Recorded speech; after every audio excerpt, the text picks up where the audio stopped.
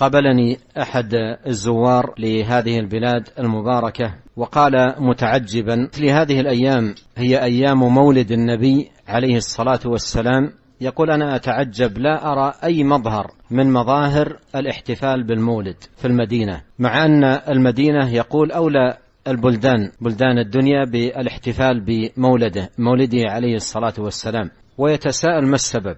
قلت له: لو أنك عرفت السبب لزال عن قلبك العجب. السبب واحد. قال: ما هو؟ قلت: لأنهم يحبون النبي عليه الصلاة والسلام، ولأجل هذا لا يحتفلون بالمولد. قال: عجب.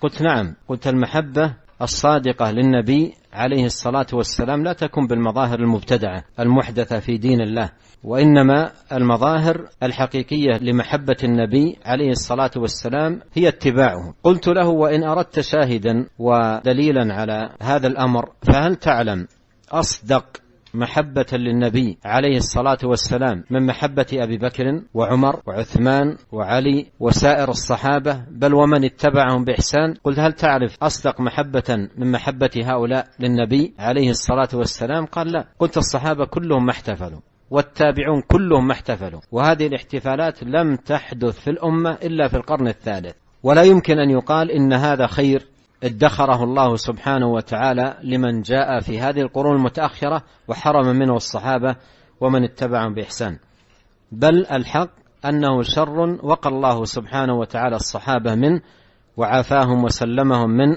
الوقوع فيه، وابتلى به من جاء بعدهم، وإلا لو كان خيرا لسبقونا إليه، إذ هم السباقون لكل خير.